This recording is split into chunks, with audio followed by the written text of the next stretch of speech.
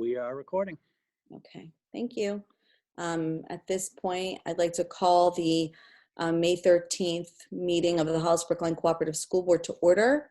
Due to the COVID-19 coronavirus crisis and in accordance with Governor Sunnu's Emergency Order Number 12 pursuant to Executive Order 2020-04, this board is authorized to meet electronically. I need each member of the board to state for the record where you are, why your attendance in person was not reasonably practical, which we all know is for COVID-19, and if anyone is with you, and whether or not you're able to hear the proceedings. Just to note that if someone is with you, because this is a public meeting, you just need to comment that someone is with you.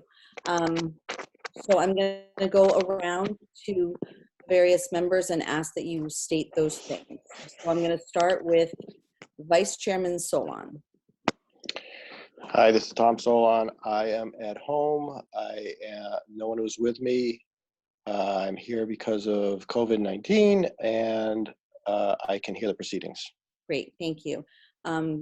Kate Stoll? I can't hear her. You need to unmute. So busy muting, I didn't unmute. I'm Kate Stoll. I'm calling from home due to COVID-19. I'm alone in the room and I can hear the proceedings. Okay, great. I'm going to skip Liz while she gets settled, and I'll go to, I don't see Cindy here yet either. I'll go to Krista. I am home because of COVID and I can hear. Great, thank you. And I'm by myself. Terrific. Beth Williams. Sure, Beth Williams. I'm here at home because of COVID-19. I am alone in the room at the moment and I can hear the proceedings. Great. I'm going to go back to Liz Brown. Unmuted. You need to unmute. All right, there we go. I'm home, running in the door, hence why I'm running late, and can't find the unmute button. I am in my office because at home because of COVID. I can hear the proceedings, and right now I'm in the room alone. We'll see how long that lasts. Thank you. Great. Okay, and I'm still missing Cindy, so when she comes in, someone help me to remember to do that. Oh, and I am here because of COVID in my home alone, and I can hear the proceedings clearly. Okay. At this point, I need some agenda adjustments. I know we need to make one, in that we are going to put under discussion our annual meeting so that we can talk to Drew. And at that point, I'm going to ask Drew to be part of that conversation so we can work with our moderator on what we're going to do with the co-op district annual meeting. So that'll go under discussion probably before the transportation bullet. Are there any problems with that? Anybody opposed to that change? Okay, I'm not seeing any negative. Great. Any other agenda adjustments that I'm unaware of, or Andy? No? I have none at this time, Holly. Great, thank you. Okay, we have quite a few. Okay, at this point, I'd like to open the floor, the Zoom call, to public input. Is there anyone interested in commenting during public input? Eric Power would like to speak. Great, thank you. I need you to state your name for the record and your address, please. Well, this is Eric Power, 12 Westview Drive, Brookline. And I had a few comments. First, I'm happy that you're going to be talking about the district meetings. I didn't see that in the agenda, so it looks like you are going to be talking about that. Second, I just wanted to make a comment about the difficulties a lot of community members are having with the COVID-19 financially. Some people have had their hours reduced or they're laid off, and anything that the co-op school district can do to, conserve funds and return monies to the taxpayers to reduce our tax burden would be very much appreciated. So think about that as you voting on spending money. Finding things that you don't have to do right now would be very appreciative. And I also had a question about, I didn't know we had a new sport called bass fishing, and I saw there was a job opening for that. So I didn't know what that had been added to the school district. I found that interesting. So thank you for listening. Thank you for your input, Eric, we generally don't do a question and answer, but I will certainly allow someone to speak. I believe bass fishing has been, I can just speak, I think 4 years. Does anyone want to correct me on that? Brian, or I believe it's been 3 or 4 years. 3 or 4 years? So we've officially been a team for about 3 years now. We started off as a club team. The NHIAA started off as a pilot program that we jumped on board with, and with the interest that we had from the student body, it was decided, I believe this past fall was our 3rd season officially as a program. Thank you. So that's an answer. Before we proceed, I'd like to ask Cindy Van Conen, who's joining us, to let us know where she is participating from, why she's not able to be in person, who's with you, and whether or not you can hear the proceedings. Hi, I'm at home. I'm alone and I can't hear the proceedings. Because of COVID-19. Thank you. Okay. Is there any other public input, Bob? Right now, there are no other hands raised. Okay. Okay. I feel like I will let you know if that changes. Thank you. I'm going to move on though, so I'm going to kind of close the opportunity for public input at this point. But if someone does come and raise their hands or waves furiously at you, please let me know, and that would be helpful. Will do. Thank you. Yeah. Okay. So at this point, we need to go to nominations, resignations, and correspondence. So that would be Mr. Corey. Yes, I just have a correspondence tonight. I wanted to let the co-op board know that speaking to SAU board chair Erin Saris and assistant chair Cindy Van Conen, we have decided to postpone the SAU meeting till sometime in January. Our reasoning revolves around the annual meeting at the co-op still not taking place, because that means we don't have an official budget at the SAU until that takes place as well. So we just felt it would be prudent to delay that until we most likely had an annual meeting. Did you say January? I meant to say June. Okay, that helps me a lot. June makes a little more sense. January too. I mean, we can postpone till January if you think that's prudent, but man, that's a long time. Okay. The first Zoom was at 7:30 this morning and the last Zoom was at 7 tonight. Great, thank you very much. Is there anything else, Andy? That's it, thank you. Okay, so now we have a series of minutes that need to be accepted. I have an outline in front of me, so I'm going to ask that the board, we have to do this by roll call. So the first set of minutes are from the special district meeting on January 29th, 2020. I need a motion to accept as presented. So moved. Moved by Krista. I'm going to ask that you use your voice for the recording and for, and then I need somebody to second that. Second from Beth. Okay. Are there any comments? Can you remind me which meeting this was?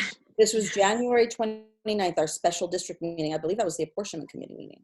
Okay, that helps. Thank you. Apportionment meeting, not committee. Apportionment. Okay. And so, Holly, I was going to ask just real quick, a quick favor, because I know sometimes we do get backed up and have a bunch to approve. If it's at all possible to put on the agenda which meeting minutes will be approved, I think that would be super helpful, because I just kind of kept going back through email to try to make sure I had it, but that would be super helpful. I'm not sure if I'm the only one that feels that way. Do you, I don't remember, do you get a copy of the outline? I did, but not, it's usually like the day before. It's not as quick. So it is in there, and that's how I was able to double check, but it would be awesome. I think just for the public too, to be able to see what. Sure, absolutely. Review. So future practice, we can do that, but today we're going to just move through. Absolutely. Okay. Thank you. Are there any questions or comments on those minutes? So at this point, roll call, I'm going to say Holly, aye. Krista? Krista, aye. Okay, Beth? Beth, aye. Kate, you weren't present, so. Abstain. Yes, you have to abstain, yes. I'm just checking to make sure who's not. And Cindy? Aye. Liz? Aye. And Tom? Tom, aye. So that carries 6-0.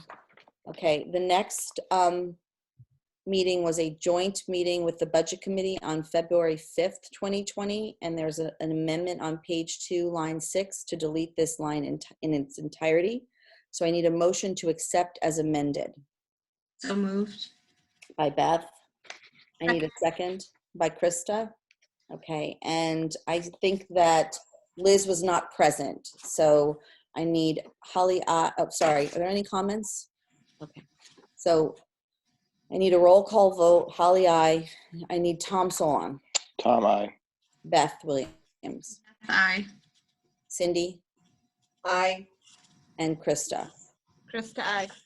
And Kate and Liz would be abstentions. So, so that motion carries as well.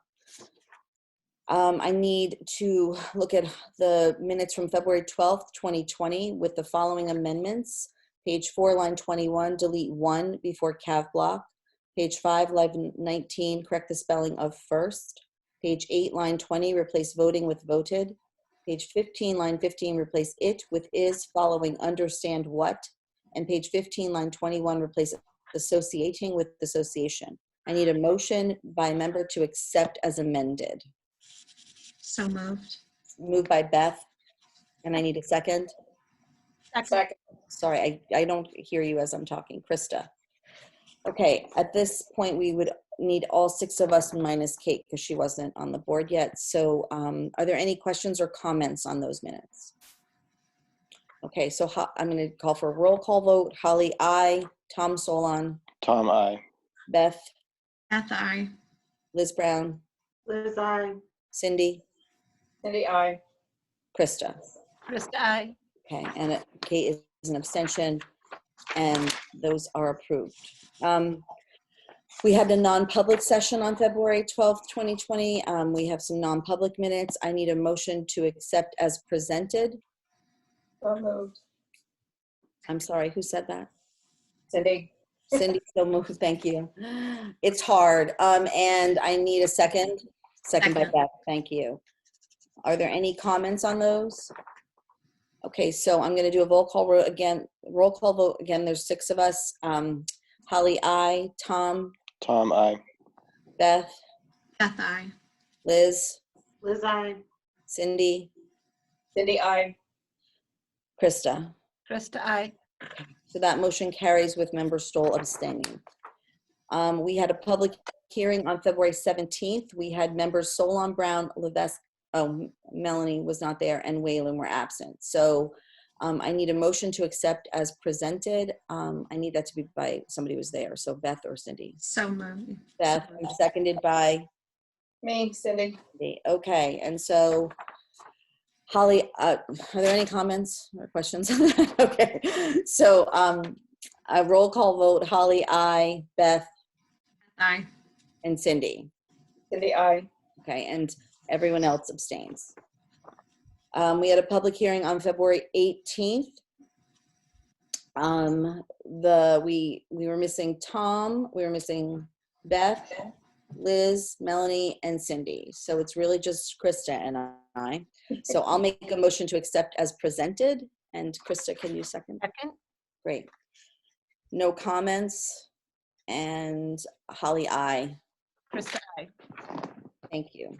Just a point of order, Holly. Sure.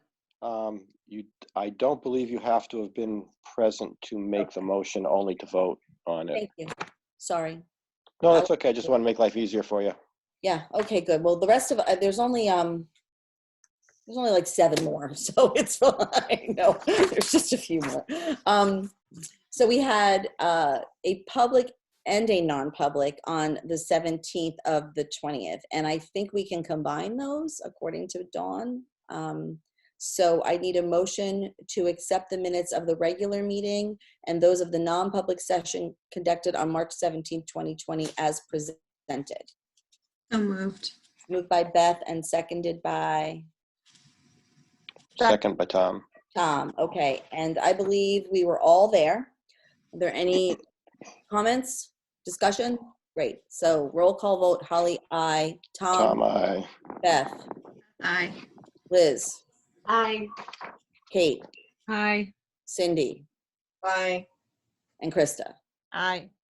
Okay, and then we have our April 1st meeting that we had, and we have an amendment. We're going to do 2 meetings together here. So an amendment to the April 1st meeting, page 5, line 10, replace N68 with END 68, END.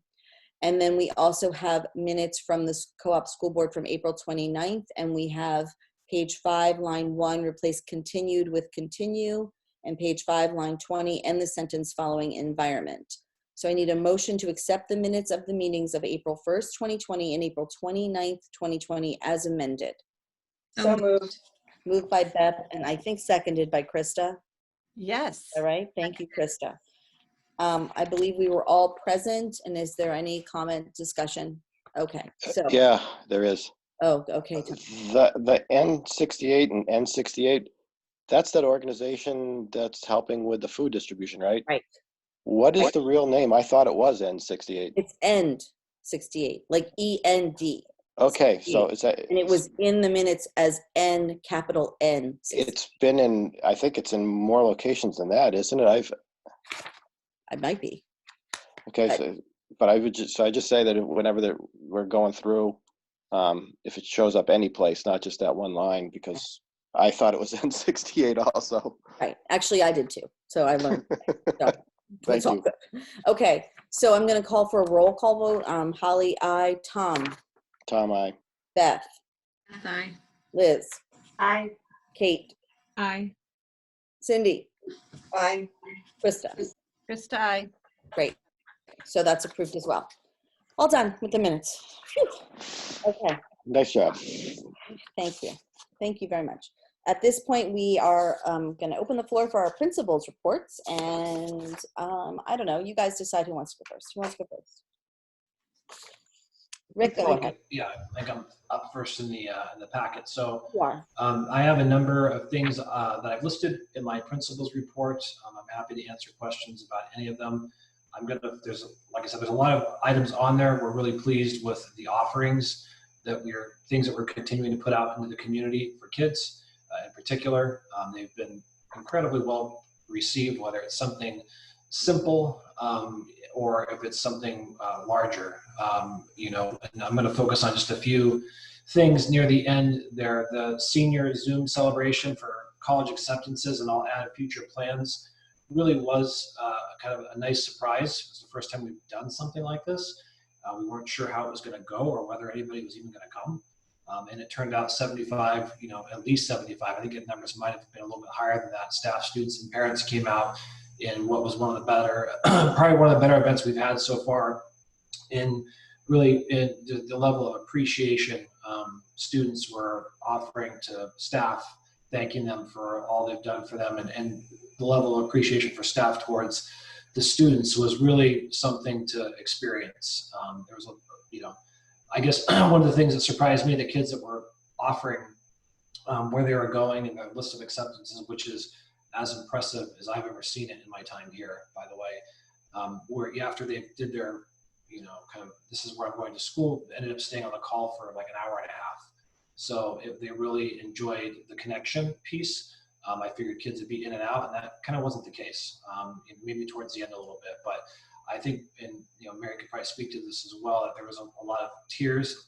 It was very kind of cathartic, and it was a real boost, I think, for everyone who was able to attend. So that was super positive. It was great to see we had staff along with other teachers, Booster Club members, and the Rotary Interact Club zigzagging across the towns of Hollis and Brookline to deliver signs to celebrate our seniors who are graduating. Again, those seem to be well appreciated. Little mini parades going through town, and a lot of happy families, I think. I know I encountered a few that I saw at the end of the driveway as we were driving around and dropping off signs. And lastly, the student council put together a video for Teacher Appreciation Week, which was a huge home run for staff. They really enjoyed the creativity, and I walked up and found a lot of chalk drawing on where the buses park. And I was like, oh, that's interesting. That's a really nice thing. I didn't realize it was all part of a much bigger piece that included drone footage, of course, and just, again, a really nice sentiment of students to put out there on behalf of their teachers for Teacher Appreciation Week. So things continue to go very well under all things considered. Obviously we keep moving forward 1 foot at a time and with the support of everyone. And, we're looking forward to the next thing, which is going to be graduation. And we'll obviously spend more time talking about that a little bit later. And again, I'm happy to take any questions about anything that's on here if folks have them. Thank you. Are there any questions for Rick? I don't have a question, Rick, but I have a comment. Is there any way to add those of us that don't belong on this at the school with kids on any of these events? Because I didn't know about most of them. Yep, and I was actually thinking about that. Some of you have had kids in the past would have received my letters and those types of things, and obviously you're not receiving them. So I did think about that, and I'll be sure to include you in that group that I use for my power announcements. I'd appreciate it. Thanks. You're welcome. Are there any other comments or questions for Rick? I just will continue to comment that, your staff is doing a great job and the kids are stepping up, and all of you are working so hard, and it's so appreciated. And I think the community recognizes the trying times, and I appreciate it. Thank you. Okay, so I'm going to move on to Tim, and then Brian will be at the end. But before I do that, Mary, since you are part of the high school and our student council rep, is there anything you'd like to add to the principal's report at this point? I think Mr. Barnes did a nice job covering it. This week is AP exams week, so kids are a little frazzled, I would say, but overall I think teachers are being pretty understanding and accommodating. Great. So Awesome. as always, huge thank you to the teachers and for supporting us. Great. And Mary, are you intending on coming to the next board meeting in June? As it technically you'll be no longer, you'll be graduating in June, but. Well, if you will have me, I would love to. Well, it's just you've been a very consistent student council rep, and I want to make sure that we know when your final meeting will be. So thank you. Tim, you're up. So I have submitted my principal's report. I'd welcome any questions. I just want to highlight. You put yourself on mute and now. Made it froze. Did he freeze? Was it me or was it? Yeah, he froze for a second. I'm having some connectivity issues here. Can you hear me? Now we can, yeah. Okay. I submitted my report and would welcome any questions. I just want to highlight a couple of things that are going on in the middle school right now.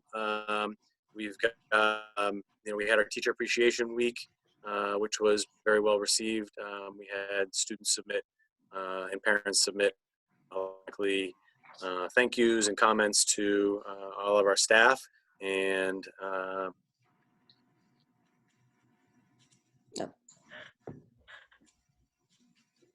he has frozen again, right?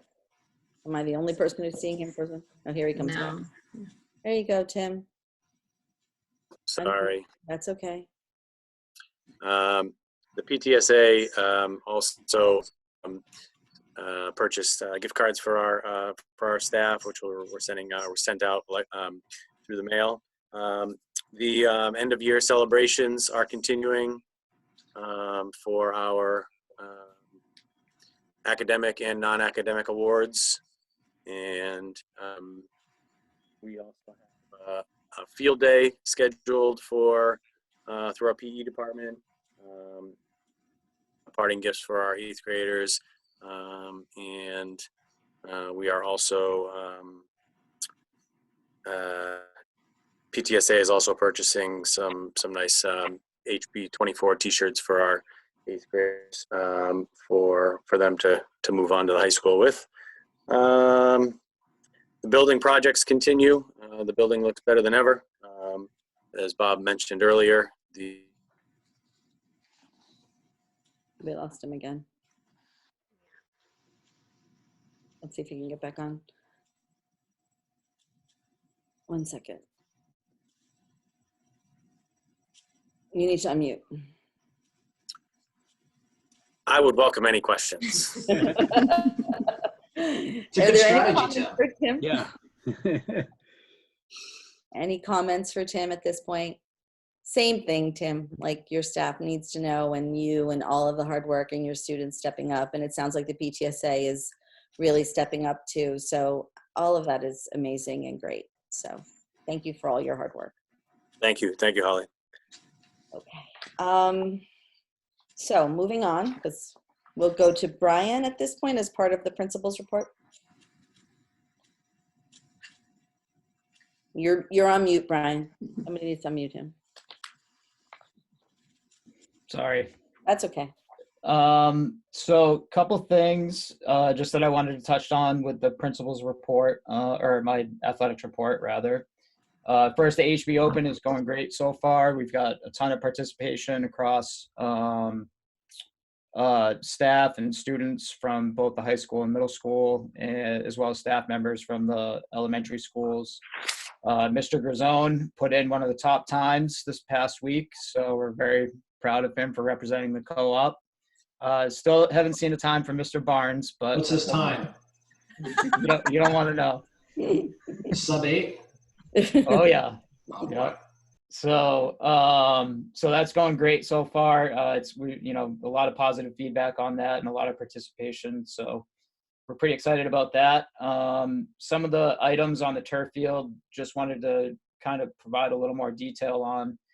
The scoreboard itself has been ordered as part of the funds that had come through the bond for the turf field project. So that's on order.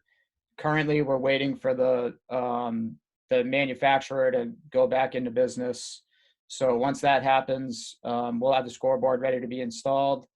The gate at the bottom of the driveway has been completed. So if you drive up to the back of the parking lot, you'll see a black gate. We're going to get some reflective tape out there and a lock. But at any rate, that'll help deter people from driving up top. They'll have to park down in the parking lot in order to have access to the field. And Quirk has been out doing some of the touch-up work as well. I've seen them pretty much on a daily basis as of recently. So a lot of the punch list items that they had indicated in the fall are being taken care of now.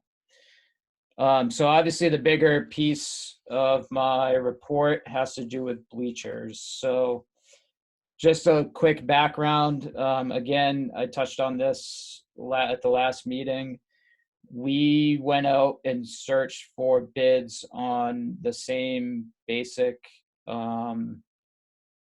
specs as far as bleachers go. So we were looking for a set of bleachers that would seat around 1,000 people, was elevated, was ADA accessible with a built-in press box, and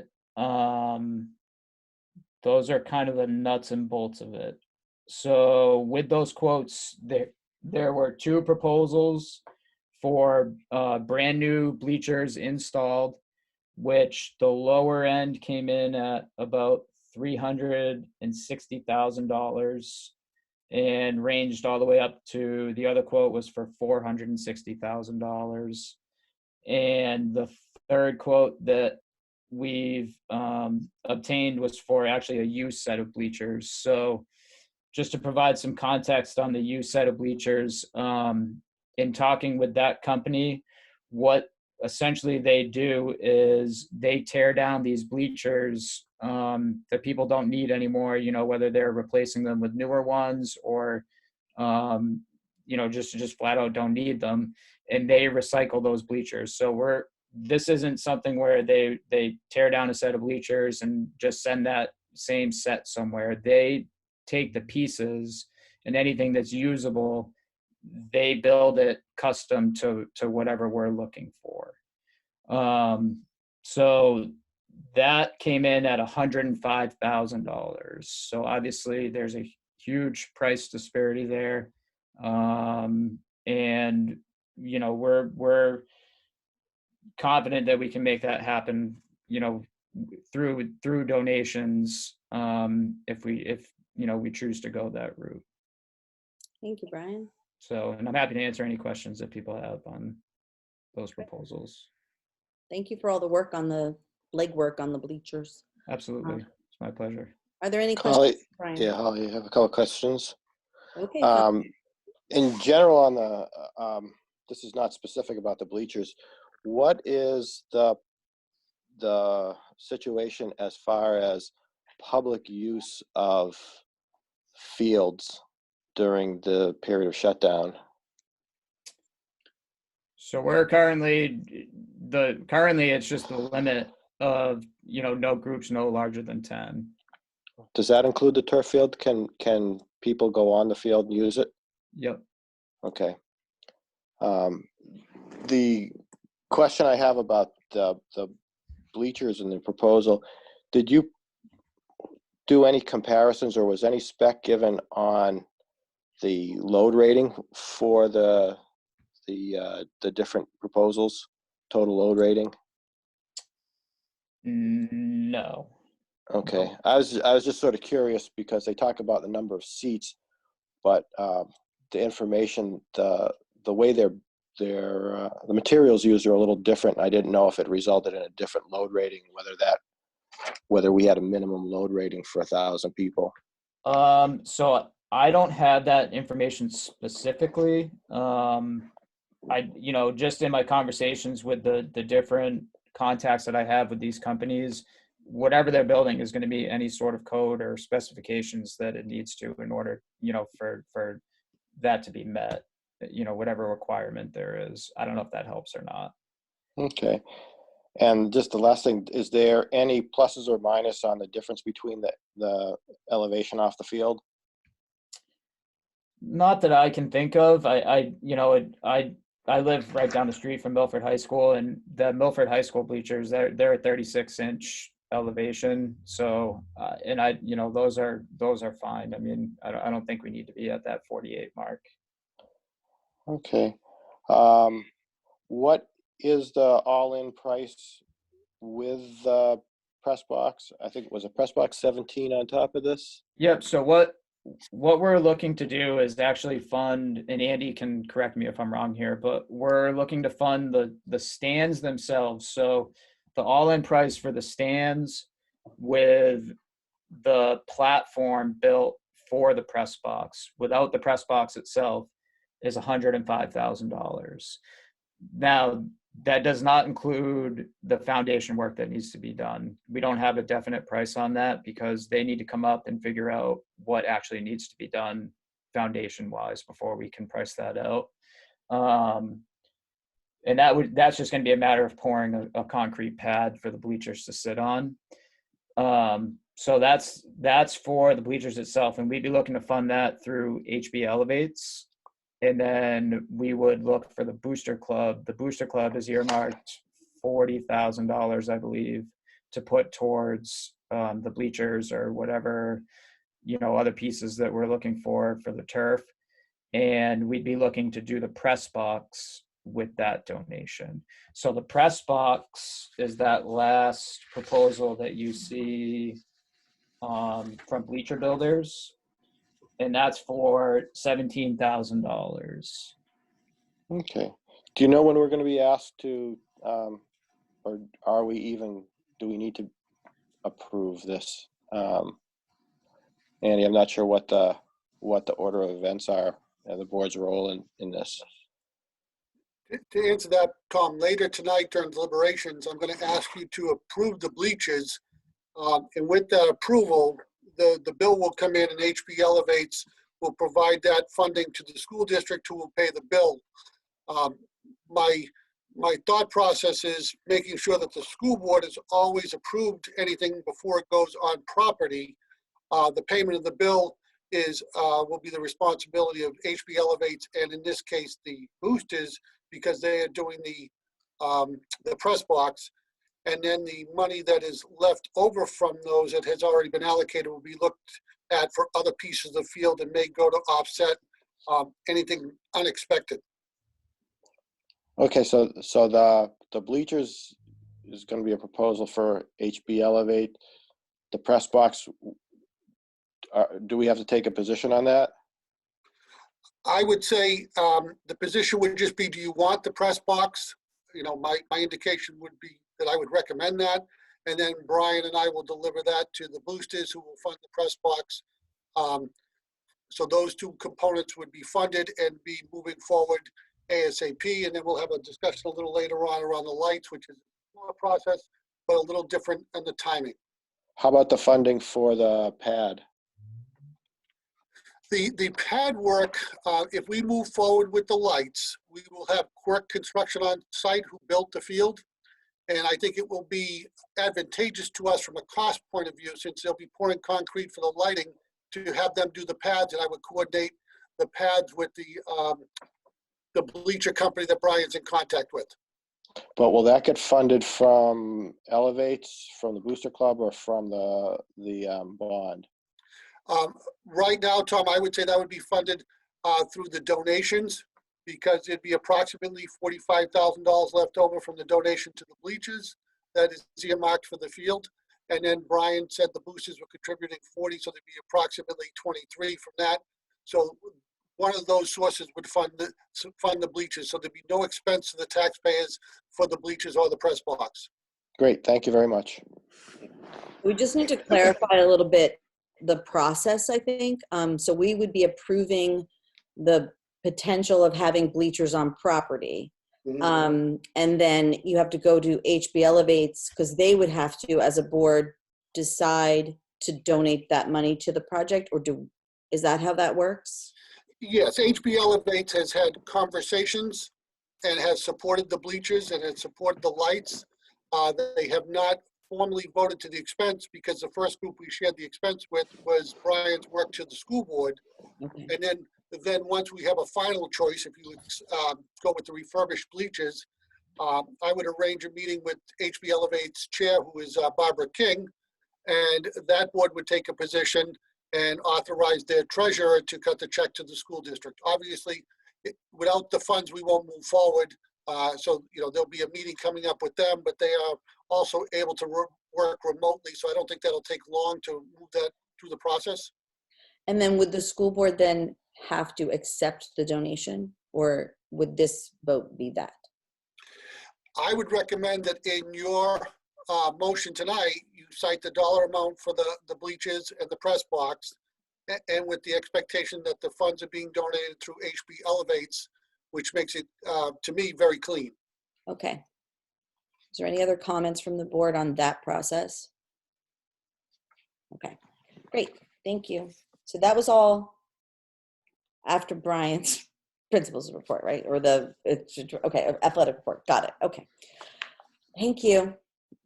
Any other questions for Brian related to anything else? Yes, Beth. Just a comment, just to say thank you again for the HB Elevates. It's really, or not HB, it's the Open, the HB Open. And I'm just so impressed by the number of participants, and it's just really, really neat to see the community do that. And I am participating. I'm still kind of trying to figure out how we found muscles that didn't know existed, but maybe not the fastest time, but it's really neat to see so many people across the boards participate. So thank you for that. Absolutely. Thank you, Brian. Thanks for all your hard work. Great. Thanks. Okay, at this point, I think Jim O'Shaughnessy is here. I can't see him, but he's here, right? Hi, Jim. So he's the attorney, and Drew is here. I'd like to open up a discussion related to the co-op district annual meeting, and we may need some legal advice. So Jim, feel free to comment if you need to. And Drew, I'm asking for your input as our co-op district moderator. Would you like to start, Drew, or do you want me to? I'll let you start. Okay, so there's been some conversation between the moderator, our attorney, myself, the budget chair, budget committee chairperson, superintendent of schools, related to a postponement of the co-op district meeting, which is currently scheduled for, I want to say, May 26th and May 27th. And with the extension of the stay-at-home order, we had some discussions, and the board has been aware of some of those discussions related to what we're going to do and how we're going to go about this. And one of the ideas that has come forth is postponing the meeting till after May 31st and holding a meeting hopefully on a Saturday with an outdoor setting that meets social distancing guidelines and allows for people to come in and have a meeting, comment on our warrant and on our articles, and potentially make amendments if they would like, and have card votes and ballot votes. And the logistics of this are really more under Drew's purview than mine, but that was one of the suggestions. We've had other suggestions. Some of the other ideas that have come forth have been trying to do a parking lot meeting, which would require everyone to be in their cars, which is what some districts are doing. That's a pretty big challenge for us because we simply do not have a parking lot large enough to incorporate all of the cars, just given our space and the way our towns are. Another potential idea is to do some sort of a drive-through vote, also very complicated logistically, and with the loosening of some of the loosening of the stay-at-home order, we thought potentially that the outdoor meeting could be something that we could do. And the superintendent has had conversations with the Department of Health and Human Services. Is that right? Is that the right organization, people that you've talked to? Or the Yes. Yes, and talked about social distancing guidelines, and we have some recommendations from the state on that. Did I summarize that pretty clearly, guys? Okay.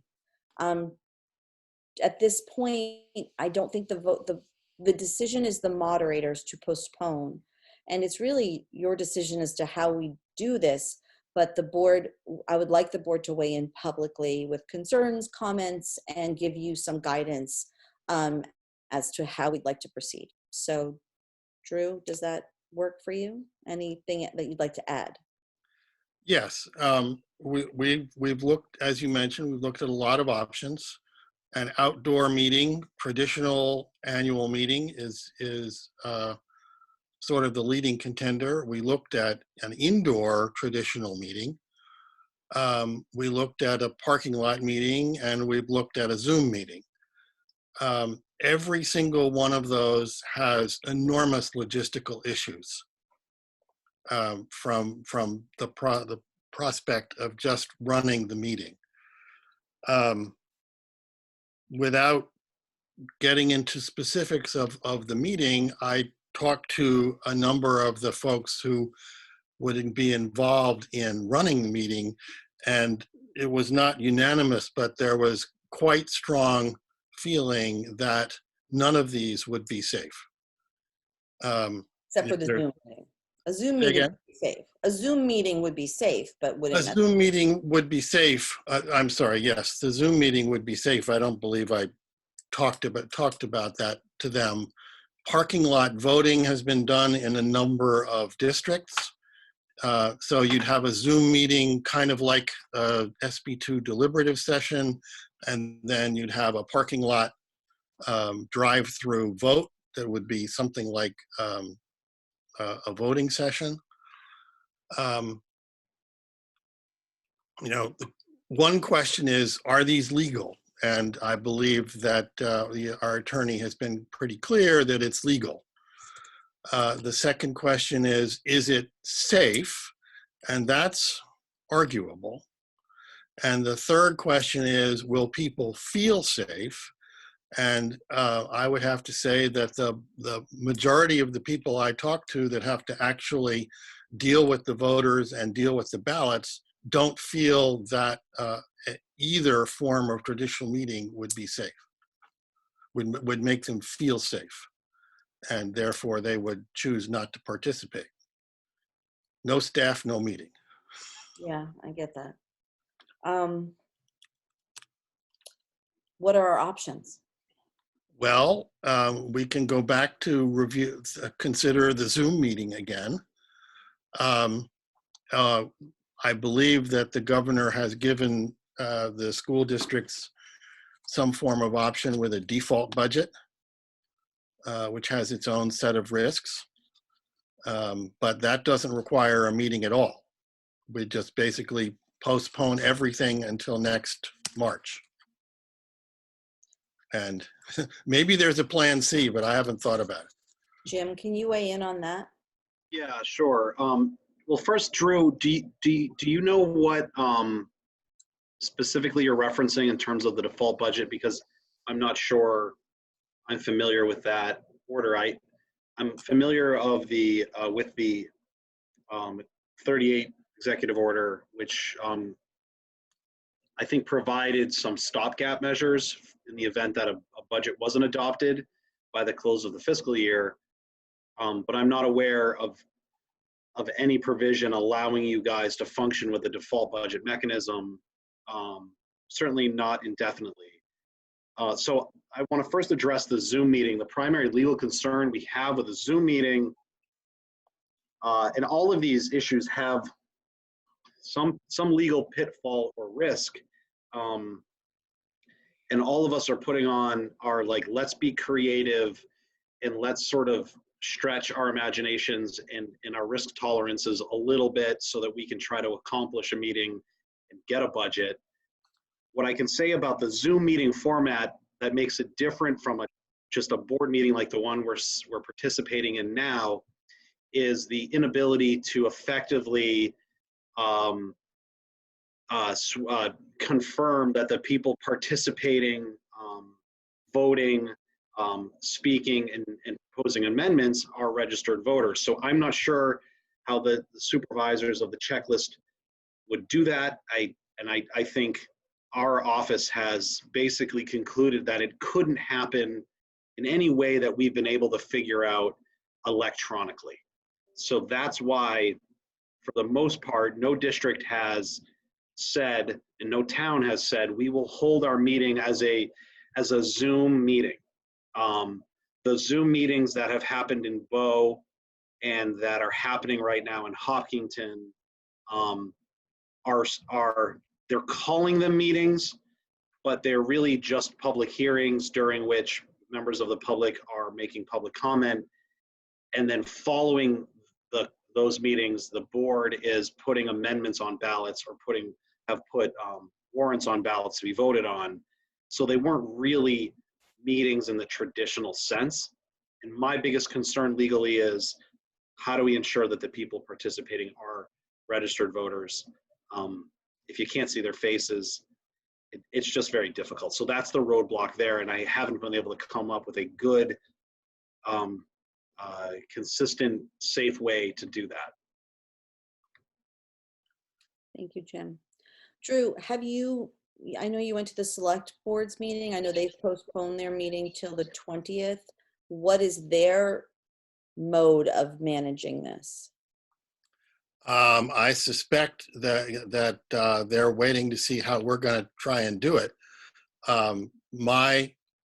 What I heard at the meeting was that the select board wanted an indoor traditional meeting, which strikes me as even more challenging from a safety point of view than an outdoor traditional meeting.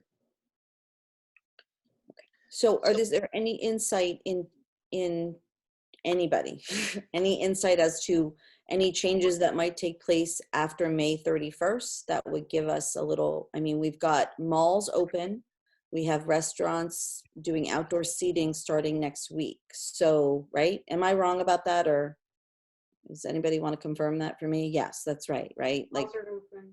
That, yes, Liz? Yes, malls are open, but what I'm hearing what Drew say, it sounds to me like Volunteers. His volunteers don't necessarily care what the official guidance is or what's going to be allowed. They still would have concerns even if it was permitted with their own health and safety. In general, the people who are the volunteers and the elected officials are older. They may have more health problems. I have respiratory issues, for example. So they're more in the population that is likely to be more vulnerable. No, I definitely appreciate that and the concern, for safety and feeling safe. I'm curious if there's specifics, and maybe it's not something that can be discussed right now, but specifics on what parts make them feel unsafe and what we can do to make them feel safer to fix that. I personally am all for an outdoor meeting with social distancing. I think, to say I live, breathe, eat COVID every day is an understatement. And You know, it's not going to go away. It's not just going to go away at all. But what we're doing, at least in my environment, is taking steps to feel safe and taking the precautions, taking the best precautions we can.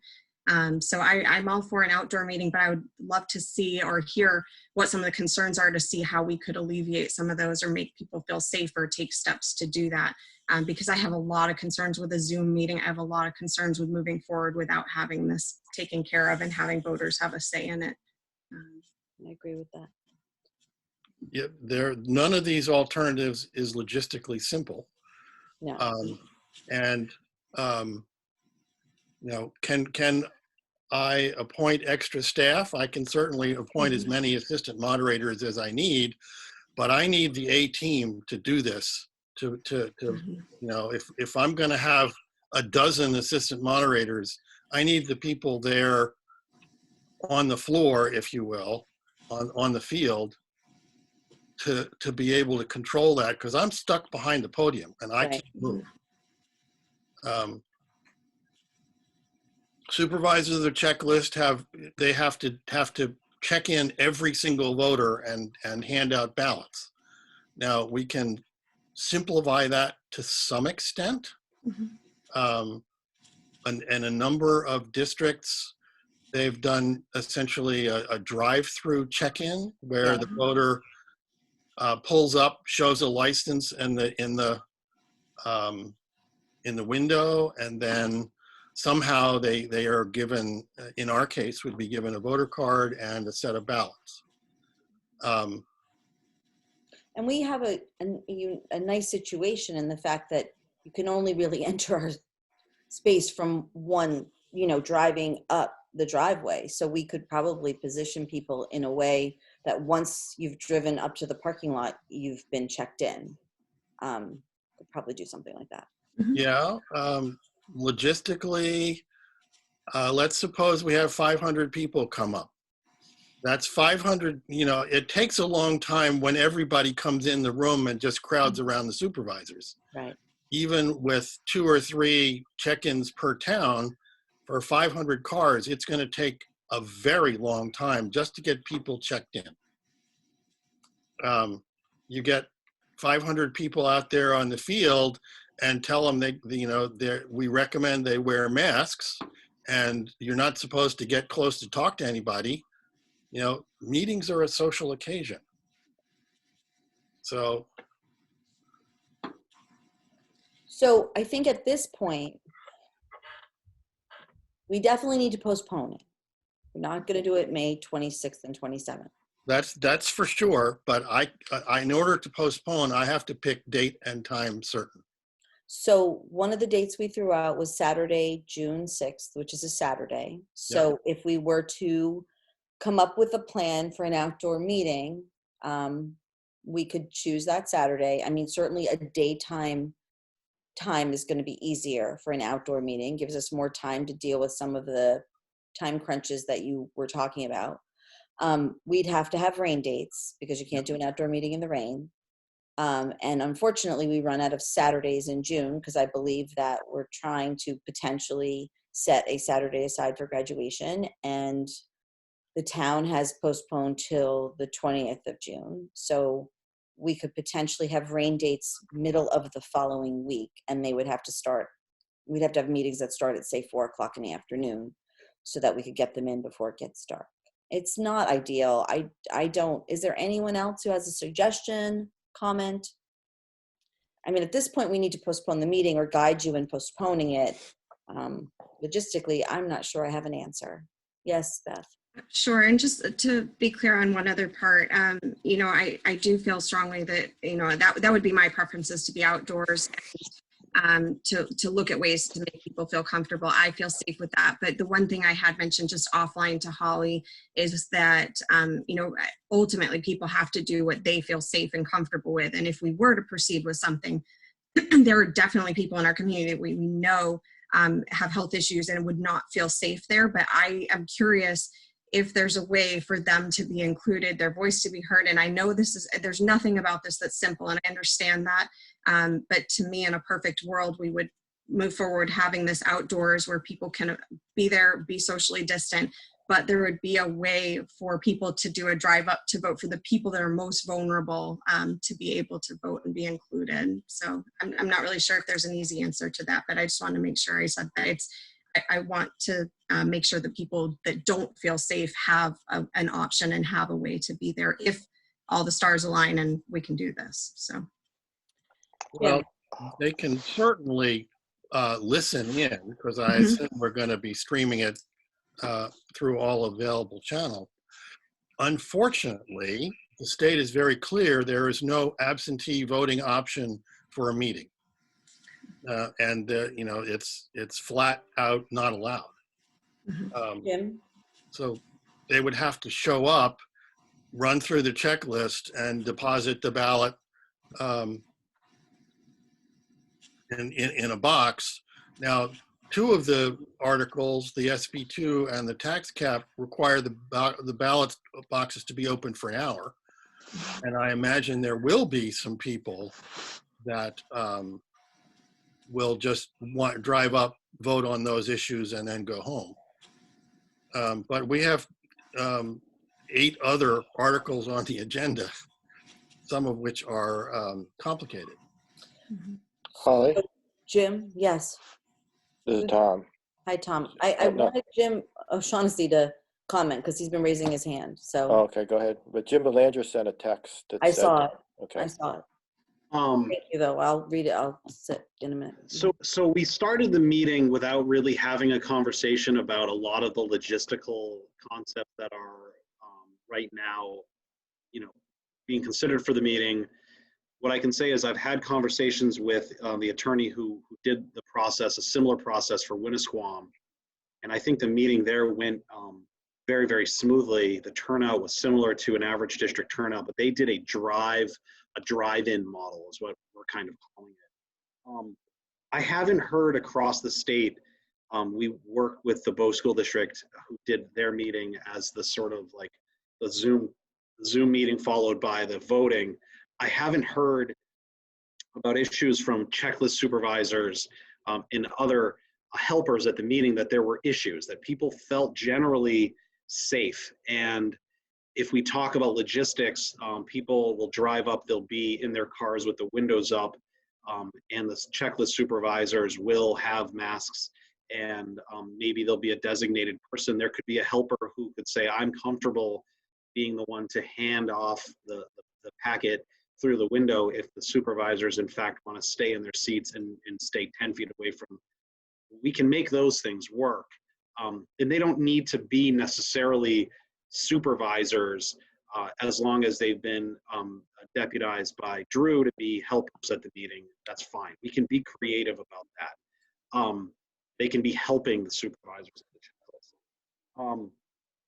The thing we sort of talked about is 2 versions of how the meeting's going to work. An earlier version we talked about was doing the meeting in 2 parts and essentially doing it in like a 2-day version, where day 1 would be the day where everybody meets outside and you decide what the articles are going to be, and that's the day to present amendments, discussion, finalize the warrant, and then the second day would be the day of drive-up voting. And there you would vote on all the warrants by ballot, and that would cover everybody who wanted the requirement to vote on the tax cap and SB2 and the SAU budget by ballot. And that would maximize the ability of people who couldn't come to the day meeting to be able to participate at least in the voting process and have their voices be heard. The overarching thing here that is a challenge, and it's a challenge particularly I find for Hollis Brookline. I feel like I'm like your counselor, but you guys are very passionate about maximizing the opportunities for people to participate, and your level of participation and the amount of time people put into your meeting is tremendously high, and that's a great thing. It makes it a challenge here because you want to continue with that tradition of maximizing participation, but you have an overarching need to get a budget.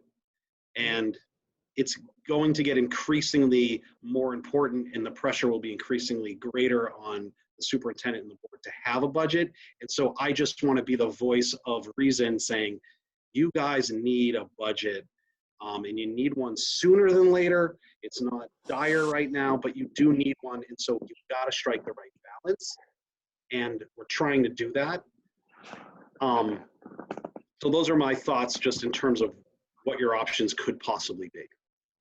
Thank you, Jim. We also did receive a text or a chat message from Jim Belanger, who is our Hollis Town moderator. Am I correct in that? And he suggests that June 6th is too early.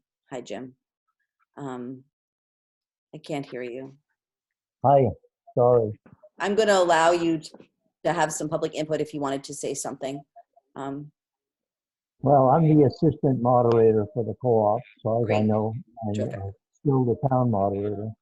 When I was the co-op moderator or the school moderator and we formed the co-op, we found out that we didn't have enough room to hold a meeting because it was too big. So we went to the Hampshire Dome in Milford and held a meeting there because there was plenty of room and plenty of parking. So that might be an alternative for us, for the co-op, to hold a meeting and have it indoors and have a traditional type meeting.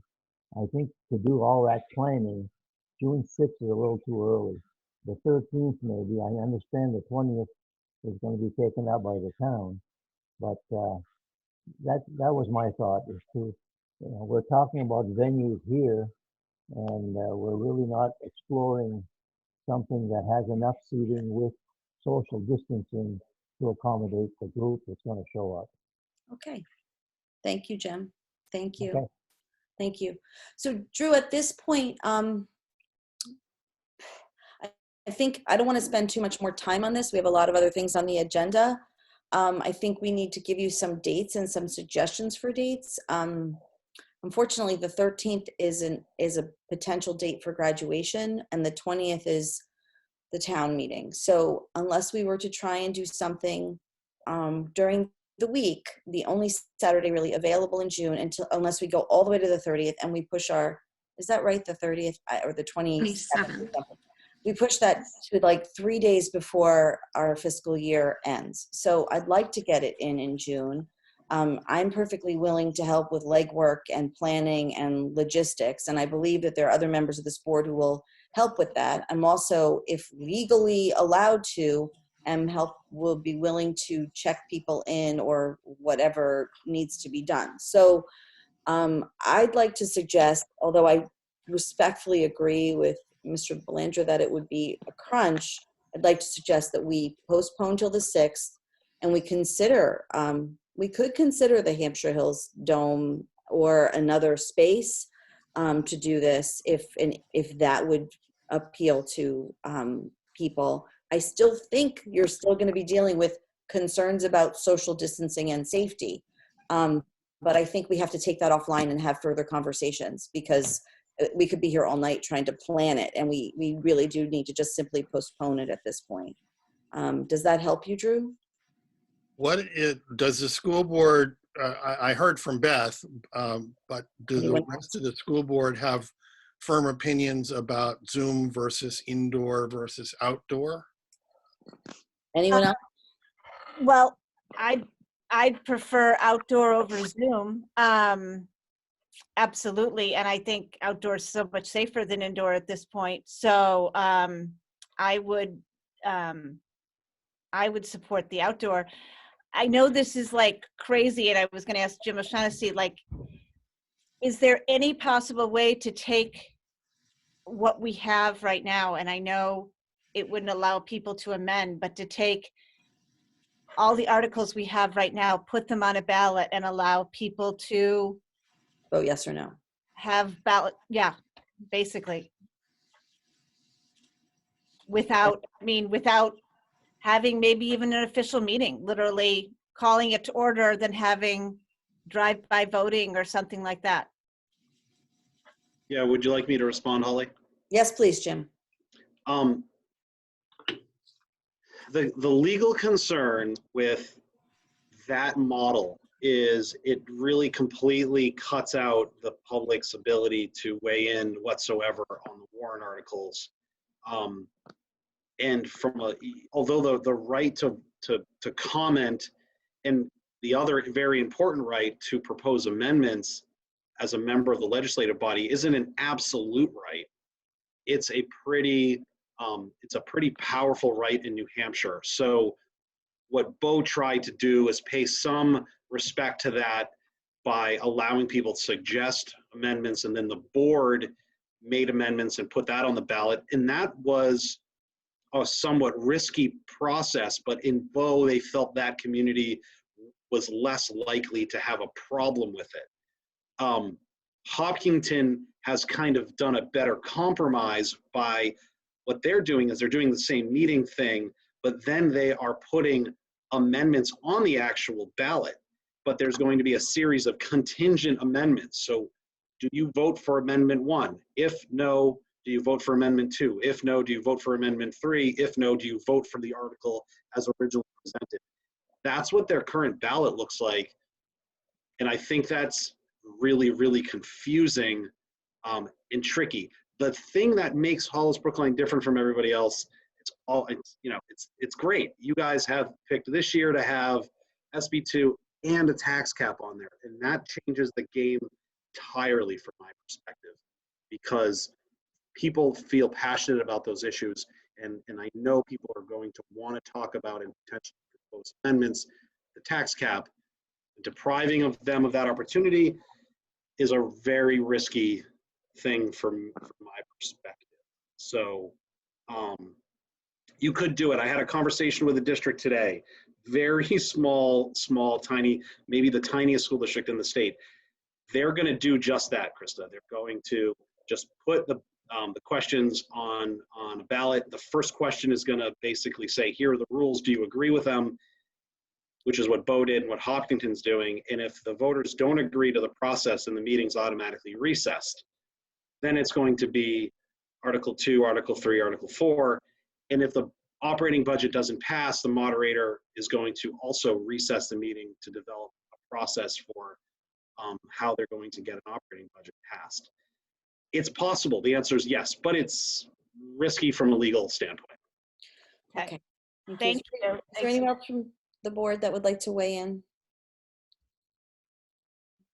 Liz, do I see you? Yeah, so my question was going to go back to Jen's comment that the longer we wait, the more issues we're going to encounter and more eager I think the superintendent's going to be to have a budget. Can you sort of tease that one out? And what issues do we potentially run into if we get to past July 1st and we don't have a budget passed?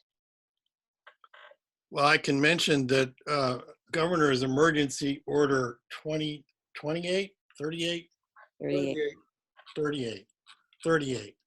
It appears to allow the school district to expend funds relative that are commensurate with the previous year's budget up until the time that you have a budget approved. There doesn't seem to be any end date on that. That may have been what the person who was talking to me about a default budget was referring to. But that certainly seems to extend well into your next fiscal year. Jim, what do you think? Okay, so there's a couple of provisions in Order 38. The first one was we have to start with the premise that there is a fundamental issue of whether the governor has the right as the executive branch, right? You're hopefully rubbing your face for the same reason I have. Yeah. Does the governor have the right to say, I'm basically suspending the law? I really think that's not the right branch. I think that's the legislature that gets to decide. The governor's done some of those things with some of these orders, which we all understand may be necessary.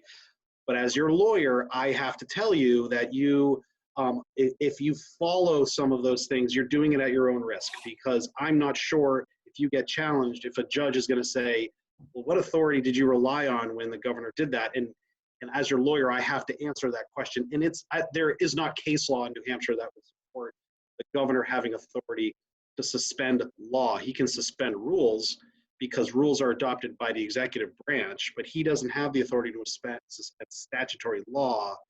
I don't want to get into that. I don't want that to be a big point of contention, but that's a legal issue. getting back to 38, RSA 38 basically says that the provision in RSA 3213 Roman numeral 2, which is really a gap expenditure provision that applies to towns. There are some towns that operate on a calendar year, fiscal year. So their budget year ends December 31st, and they don't have an annual meeting until March. That law allows those towns to expend funds during that gap period until their annual meeting, okay? The governor's order said school districts can also do that as long and for the period of the emergency order as extended by, and he listed 2 specific orders. So if the governor doesn't continue to extend that permission, then you might not necessarily have that gap expenditure authority, even if you have it to begin with. So I don't love it. I'm not a big fan of it. Yeah, we need to have yeah, so that's not a, the other one really is the fund balance expenditures under the law, which you already have authority to make fund balance expenditures to the extent you have fund balance. Andy is going to address fund balance, and he'll answer your question generally, Liz. But you need DOE approval, and you need to have the funds to spend your fund balance after the close of the fiscal year. I don't know how much fund balance you have on hand, but you need DOE approval to do it. And that's really all that is. Okay. So we need to have a meeting. I mean, obviously there's something if we don't have a meeting, but without a meeting, it's going to be a really complicated July, August, potentially September for our staff, for our SAU staff. So we need to try and have a meeting. So my contention is that we try to postpone till the 6th with alternate days, and that we talk more about logistics and planning, potentially using a two-part system. Is there anyone else on the board that feels strongly? Because we do need to move on. I can't, it's 8:12, so we've been on this for like 40 minutes. So is there anyone else? Cindy, is that you? Yeah. I agree with you. I understand that the logistics is going to be difficult, but we can't keep kicking it down the road. And there's nothing to say that we'll be able to have it on that Saturday. It could rain, and then we'd be looking at another date. So I feel like that date is more than acceptable to shoot for. And, you know, I agree with you. I think there's plenty of people that would be willing to help out. And that way the people that don't feel safe don't have to put their, selves out there to do it. We just need to find out what's needed. And I feel like that we have people in the community that will step up and help as long as we get it approved through Drew. I would agree with an outdoor meeting, although now that Mr. Belanger brought up the dome, I feel like that would be a better option. Like I had said to Holly, we have a hard enough time getting people to check a ballot right.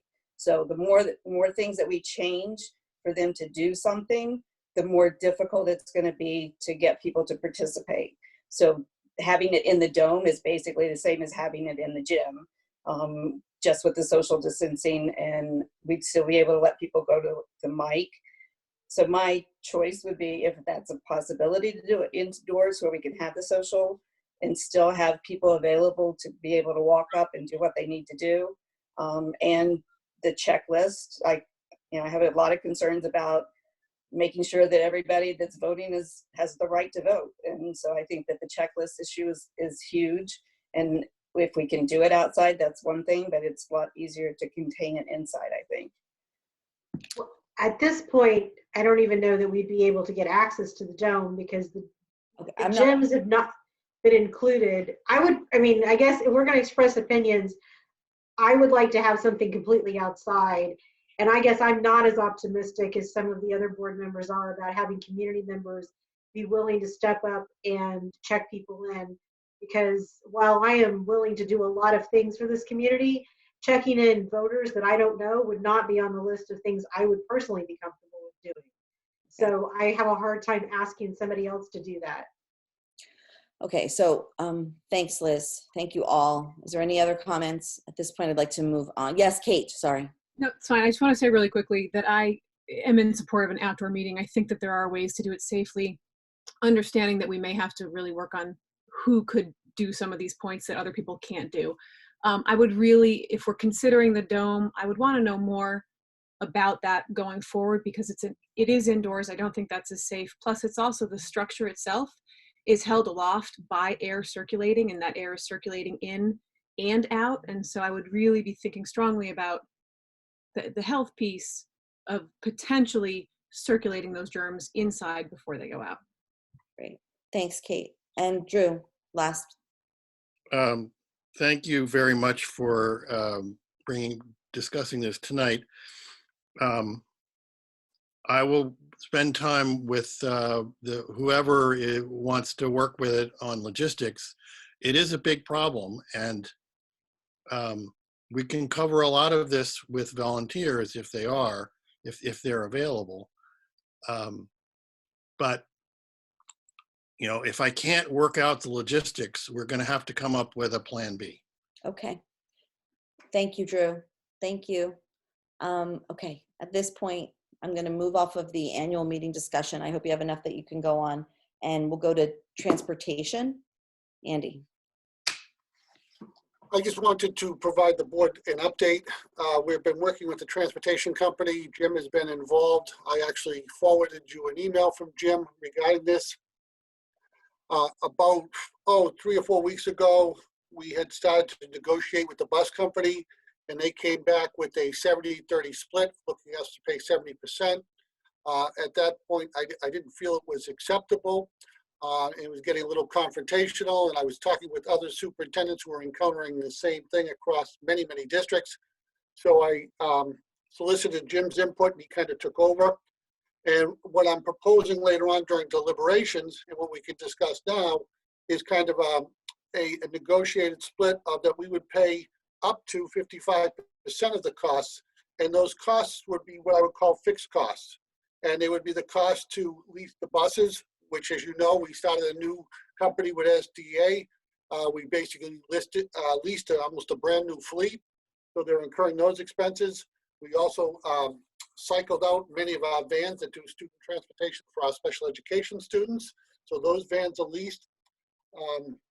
They have a lease cost for the bus barn. They lease that from the old company, Hollis Transportation, but that's an ongoing cost to them. They only have 2 individuals that are still working for them. The others have been laid off. That one is the mechanic, and that's simply because there are many, many maintenance things that can be done to the buses. He also runs them periodically to keep them in good shape, and they will be, in the probably coming week, going through their annual inspection, which will allow him to take them, get the new stickers put on, and have them certified for this coming fall. The other person that we are paying is the dispatcher. The dispatcher has gone from that role to looking at routes for next year. As you know, for a number of years now, we've been asking, or had been asking Hollis Transportation to look at routes. We didn't get too far along with those discussions. When we switched over to STA, that became something that was very, very important to us, but they didn't take over the company until last August. So the dispatcher is looking at consolidating, coordinating the new routes. We would not be paying any fuel costs in the contract. We don't have any drivers' salaries. Actually, right now, it's more beneficial for them to move to New Hampshire unemployment, because the dollar amount for them would actually be in their favor. But at the same time, we need buses and drivers in the fall, and we need this relationship with STA to really continue to move forward. And it has been a very positive relationship. So later on tonight, I'm going to ask you to formally vote if we could approve an up to 55%. If we were to approve that, Kelly would negotiate and actually go through the final calculations with the bus company to arrive at the actual dollar amount. And again, we're only talking about May and June because we did fund them for that period when we thought we were going to reopen in April. So it's just those last 2 months, and I'd be happy to try to answer any questions. Jim is also happens to be on the call because of the annual meeting. He can give you his thoughts because he's dealt with this issue across many districts. And I open it up to the board. Great, thanks, Andy. Are there any questions from board members? Can I ask if the bus company received the SBA loan forgiveness, or if they received anything? Do we know that? STA is too large a company. It did not qualify for the small business piece because again, they're a national company. And I will share with you one of the reasons why we are looking more to only fund the fixed costs is we don't believe we're going to get that much money out of the CARES Act. So it's simply not practical for us to carry these costs. It's not fair to the taxpayers. Okay. Are there any questions from the board? Any other questions? Because we will be deliberating on this, I believe, right? Can I ask a quick logistical question? I'm sorry, Holly, but I came into the meeting like while you were in session. Are Yeah. you in public session or This is non-public? public. All right, so I mean, just be careful because I'm on the call. Yes. And you're talking about a contract situation, so I'm not gonna be answering Okay. That's questions good. about your contract with a third-party Right. vendor in You, public. right. You were on the call for the annual meeting, which was pretty needed to be talked about in public anyway. No, that's fine. I just want to make sure I'm on this. I know what's going on. Yes, gotcha. I thought of that. Okay, great. Thank you. Are there any other comments on this? Okay. We'll be deliberating on that. And so that moves us to graduation, right, Andy? Yes, it does. And I'm going to actually turn this over to Rick. As many of you know, Rick and I have spent countless hours working through this. He's kind of been putting the last pieces together. So I'm going to turn it over to him. And if need be, I'll jump in where requested. Go ahead, Rick. Thank you, Andy. So I know Andy shared a couple of documents with all of you or with Holly, so I'm hoping those were forwarded, but I can explain it if they weren't. The whole concept and the original desire of students, and I think a lot of families, was to hold as close to the real thing, I'll call it, as possible. Knowing that, there were going to be a lot of challenges with that. I think we were in a lot of different places until the recent guidance came out from the DOE at the latest guidance. That most recent guidance, we believe, with your kind of approval, will allow us to hold an in-person graduation with all of us together. Not the same numbers, and I'll get to that in a moment, but on the lacrosse field. So the whole idea revolves around what we're calling a pod. A pod is one graduate and two parents. So one pod is 3 people. So on basically what Brian and Steve and Bob Willett have done out in the field is take the idea of this pod concept, and the question is, we have around 215 graduates. That's probably a stretch depending on where individuals are, but that would be probably the most. Can we get 215 pods on the lacrosse field with 6 feet of social distancing on all sides? And the answer to that question is yes, we can do that. So again, the difference is what we would do is have these pods set up in advance. They would be quite literally painted squares on the lacrosse field. There would be 3 chairs inside of a pod. Again, each pod is measured precisely. So there is that 6 feet of social distancing with aisles on all around. Students or our parents, we would ask people participating in graduation to arrive in their vehicle and to park right now in the back lot. In order to get there, to get a ticket to graduation, they would have to submit a form similar to what we're asking for the few students that we have receiving services to clarify that they are not currently symptomatic. So there's a logistical piece there, but it's something that I think we can easily accomplish. That form would have to be submitted the morning of, and that buys them basically a space to park. So individuals would arrive pods, literally in cars. People would ask to be 3 to a car, would arrive to the school.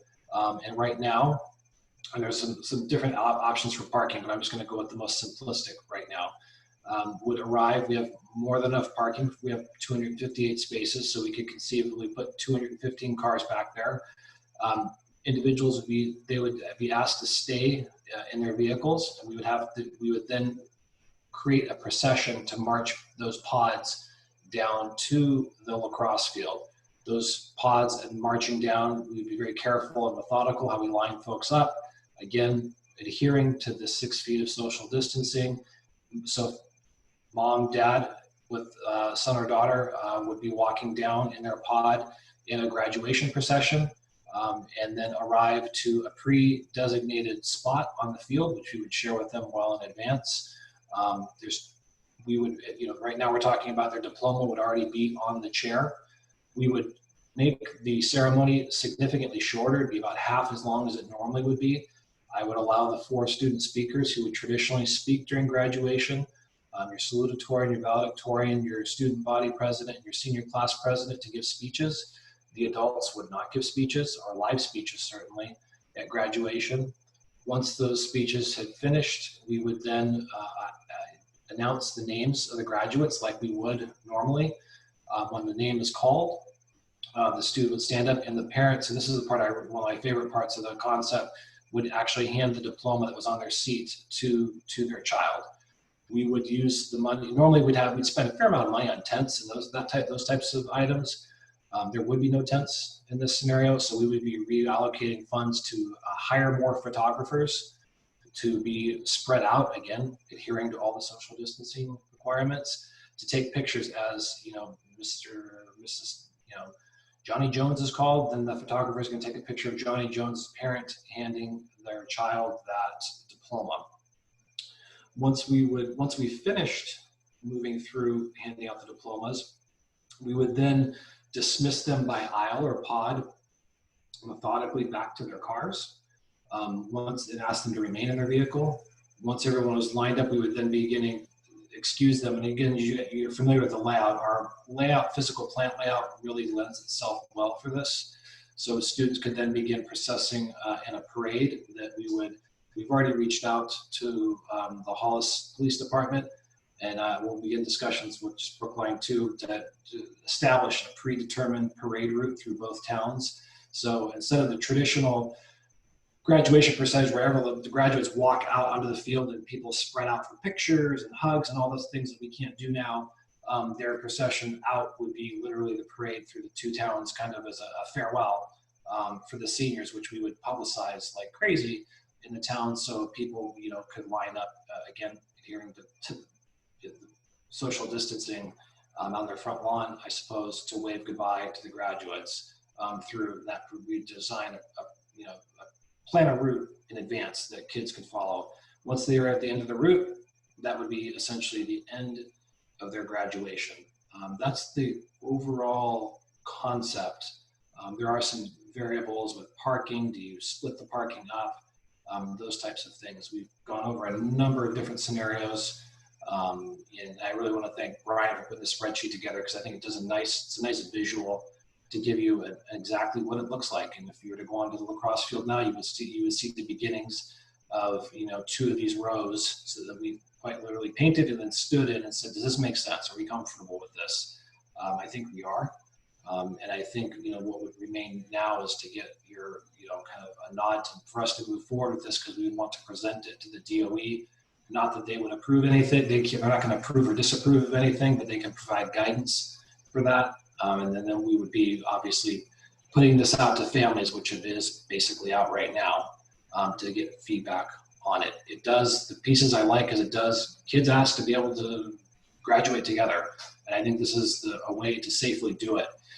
If you look at other schools, more and more with the DOE guidance are starting, I think Concord might be one of the main ones that are planning on holding a live in-person event. I don't know the details of theirs. I like ours because I like that the parents are with the student.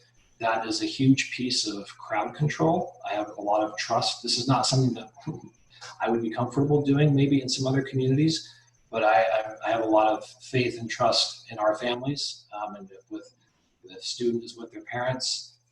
I'm feeling pretty comfortable about that from a crowd control standpoint. It's also going to be significantly, it's probably about half of what we would normally have for graduation in terms of actual overall numbers. If you're not including grandparents and aunts and uncles and brothers and sisters, that type of thing, which is unfortunate, but I don't think we can add those individuals in. So it's really gives us, I think, a pretty safe alternative, and is one of the more unique proposals out there that accomplishes a lot of the things we want to accomplish. Yes. Just to let the board know, it's already been approved by our fire chief, who is our health inspector. It's been run by the police department, and they support it.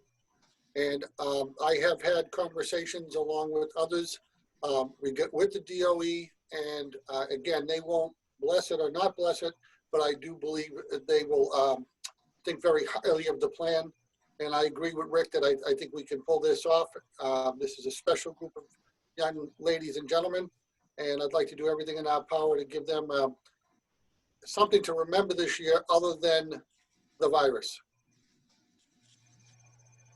And we would look at to do it over, we would pick 3 days. So I think, one of the things we'd like to move the graduation date, if this is what we're going to do, to an evening graduation on Friday, really for the purpose of just giving us 3 cracks at it. So if Friday's no good, there's thunderstorms, there is no indoor option. So then we would move to Saturday at 10 a.m. If Saturday it's still raining, then we're going to move to Sunday at 10 a.m.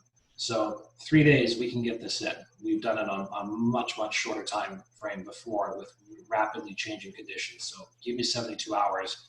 Pretty confident we're going to be able to get it in.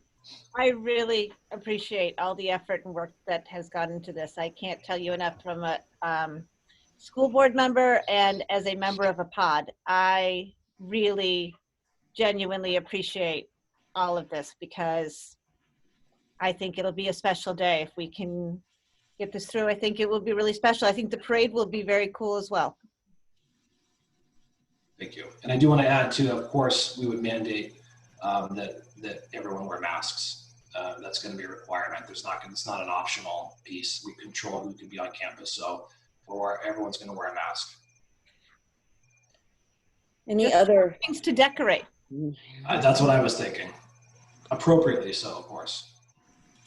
Are there any other comments from board members on this? Yes, maybe just to echo what Krista said, I just thank you for all the hard work.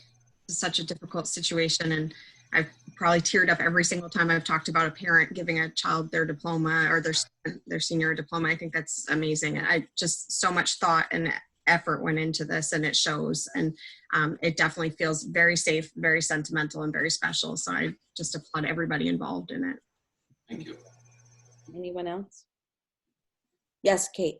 I just want to say, as a parent of a senior, I'm incredibly excited that it sounds like we're going to be able to do this in person, which I know above anything is what these kids have wanted. And I know that you as an administration have done everything you can to make it happen. And so thank you. You're welcome. Anybody else? Mary, anything you want to add to that? I mean, we've got to see. Yeah. Thank you guys for coming up with this. I really, for one, appreciate that you're committed to holding an in-person graduation. As Mrs. Stoll said, that's kind of the #1 priority for students.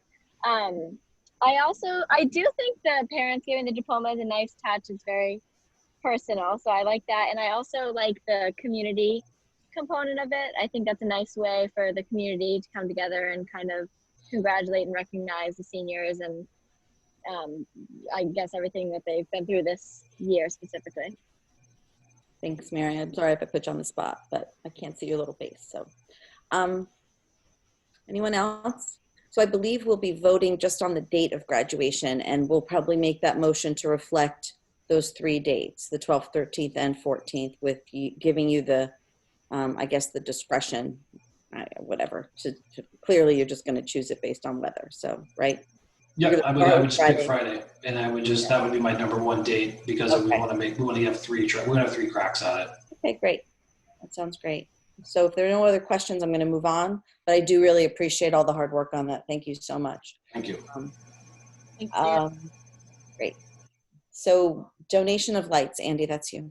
Yeah, I just wanted to follow up from a meeting last time.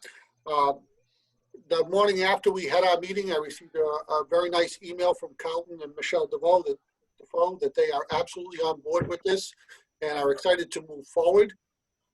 My reason for bringing it tonight is just to update the board that we're working with Quirk Construction, who did the work on the field, and Musco Lighting, who is the original company that did the design for the lights when we presented this to the planning board and all the powers to be when we pulled the permits. So we'll be going forward with the exact same design that was already approved. It's just we didn't have enough funding to move forward at that time. From a standpoint of the donation, I should have in the next couple of weeks a concrete number from Quirk Construction and Musco Lighting. At that point, I would reach back out to Mr. and Mrs. Dufault, and they would make the donation to Hollis Brookline Elevates, Charitable Foundation. And then we would proceed forward with the ordering of the poles and that. And one of the reasons we're kind of accelerating this a little bit is the lead time on the poles, because of the size of the poles and the scope of the lights, is about a 12-week lead time. So as you can see, even though we have extra time, we'd still be pushing right up to the fall season. So that's why we're trying to expedite this a little bit. And again, I want to thank the Defoes for their generosity, and we'll be happy to answer any of the questions the board may have. Great, thank you, Andy. Are there any questions from board members? Okay, at this point, I just want to, is there somebody? I'm sorry. I just said thank you again. I mean, we just want to express our gratitude to the family that's making the donation. It's such a generous donation, and lights will turn a field that can be used just in the afternoons to a field that will be used a significantly more amount of time. So that's a great thing, a great thing. Okay, next is the fiscal year 20 budget update. I think that's Kelly. I just saw her unmute, so that's great. Thank you, Kelly. Absolutely. Okay, so I'm just really going to give you a narrative of our situation rather than produce an actual report for you, because as you can imagine, there's a lot of unknowns. And those unknowns, do they fall in FY20 or FY21? So I just want to give you sort of a general overview of where we are on this particular moment in time. So if the fiscal year were to close and we had everything done, then you would be looking at giving the taxpayers back over $1 million. However, I want to be crystal clear on this. That number will change. We've got expenses to look at and savings to look at. So no matter what, that is not the number. So I'll just go through some of the things that are the savings and the expenses. And the business office has been working very hard closing POs, as well as the schools have been doing the same. Because as you can imagine, the expenses that we have for remote learning are different than the expenses if the kids were in class. I mean, the expenses are also affecting, you know, the supplies the custodians purchase. We don't need quite so much toilet paper in the schools right now. So they need it in their homes though. Go ahead. Well, true.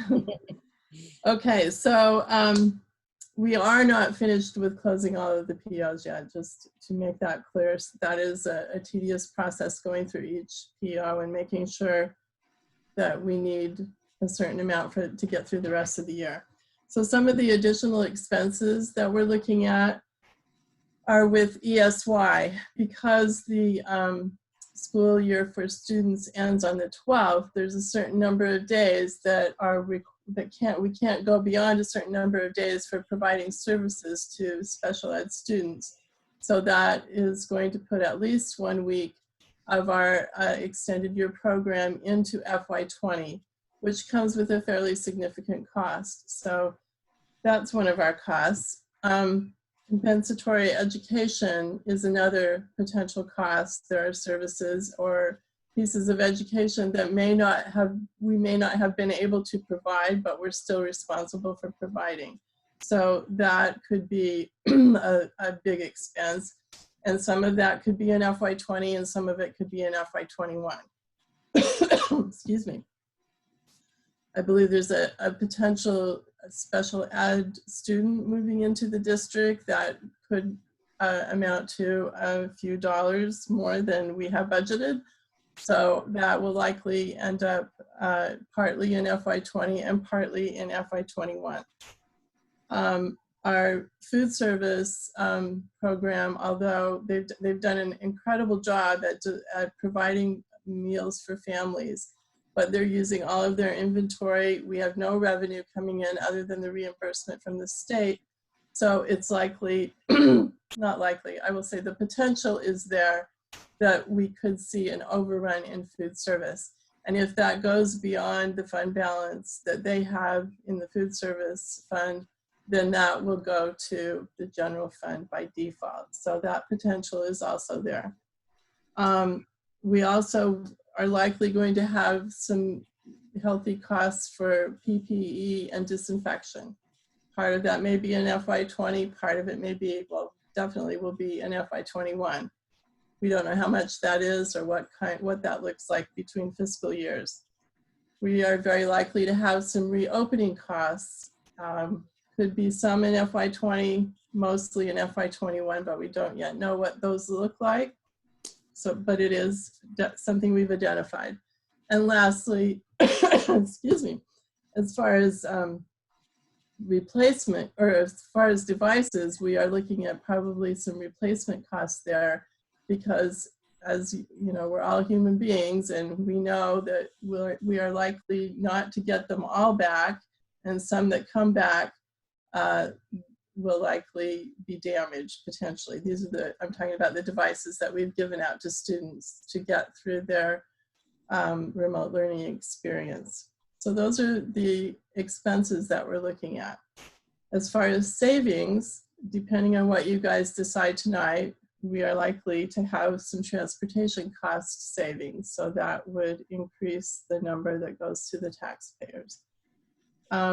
As I mentioned before, we are still closing POs, so there may be some more savings there. We also have savings with athletic stipends, officials, athletic transportation. However, that's offset by a loss of revenue that we're not getting from the pay-to-play fees or the athletic fees that we would have received for the spring sports. And lastly, we are eligible for money with the CARES Act, because we don't generally qualify for a lot of money with Title I, and that's part of the formula. It's a Title I, Title II formula. We will only be getting $20,000, or will only be eligible for $20,000. We also have a small special ed grant that we're eligible for that we'll take as much advantage of as we can. And FEMA is also available to us for some potential costs that we could get reimbursed for. It's a 75% reimbursement, not 100%, although that could change depending on how things continue. But those are the potential savings that we're looking at. So because I am gonna guess, my gut tells me that most of this cost is gonna be in FY21, I would highly recommend that the board consider increasing the number that we retain for fund balance. That number, I think, is, let's see, 142,000 is what you've been doing for many years now. So you have the opportunity to meet that 2.5% figure of going as high as 470,000. So I would, not that you have to go that entire amount, but I would definitely, given the fund balance that you have right now, take advantage of setting aside some funds for potentially big costs in FY21. Any questions? Does anyone have any questions for Kelly? Nope. Kelly, thank you and your team for all of your hard work. I'm sure this has been super easy for you and just a piece of cake and a walk in the park. So absolutely. But we do really appreciate all of your hard work. Thank you. Great. Thanks, Kelly. Linda. And Linda. Absolutely. Linda's here with us, so thanks to her as well. She keeps us running. Great. Thank you all. Okay. All right. At this point, we're going to move to deliberations. And I'm just going to go straight through them because we've discussed them all. And I need a motion to set the date of graduation as June 12th with rain dates possible for June 13th and June 14th, 2020. So moved. I'm going to say that was moved by Beth and seconded by Krista. Is there any further discussion on this? Okay, I'm going to just do a roll call vote. Holly, aye. Krista? Krista, aye. Beth? Beth, aye. Kate? Kate, aye. Cindy? Cindy, I. Liz, Liz, I. Tom. Tom, I. Okay, that's 7-0. Motion carries. Okay, I need to make a motion regarding the superintendent's recommendation for transportation. So I need a motion to approve the superintendent's recommendation for, do I need to include the percentage, Andy, in the motion? I can't hear you. I think you can say up to 55%. Okay, so I That's need a very clear. motion. I need a motion to approve the superintendent's recommendation for up to 55% of the transportation costs. We're covering or paying for, allocating funds, paying for up to 55% of the transportation costs. Somebody want to make that motion? So moved. Moved by Cindy, and I'm going to say seconded by Beth. Are there any more comments or questions on that? Okay, so roll call vote. Holly, aye. Krista? Krista, I. Beth? Beth, I. Kate? Kate, I. Cindy? Cindy, I. Liz? Liz, I. Tom? Tom, I. Great, so that's 7-0, motion carries. The next motion I have is regarding the light donation. Again, I'm not going to put a dollar amount on this because we don't know. No. So I need a motion to approve with gratitude the acceptance and expenditure of a donation for Michelle and Carlton Dufault for the purchase of lights for the turf field at the Hollis Brookline High School. Moved. I think that's moved by Krista and seconded by Beth. Are there any further comments on that or questions, discussion? Seeing none, I'm going to call for a roll call vote. I'm going to go first. Holly, aye. Krista? Krista, I. Beth? Beth, I. Kate? Kate, I. Cindy? Cindy, I. Liz? I. Tom, I. Great, thank you very much. So that motion carries as well. And then finally, I need to see what action the board will take regarding the recommendation by Mr. Bumpus regarding the purchase of bleachers via a donation from HB Elevates. Was the amount $105,000? Is that right? That's correct. Yep. Yes. Is that what the motion should be for? That would be fine. Yes. Okay. You can do it for the specific. Okay, so I've got a motion to approve with gratitude the acceptance and expenditure of a donation from HB Elevates in the amount of $105,000 for the purchase of bleachers for the turf field at the Hollis Brookline High School and award the contract to, Andy, what was the name of the contractor? Bleacher Builders. Bleacher Builders. Would someone like to make that motion? We'll put it on the floor. So moved. Moved by Cindy. I need a second.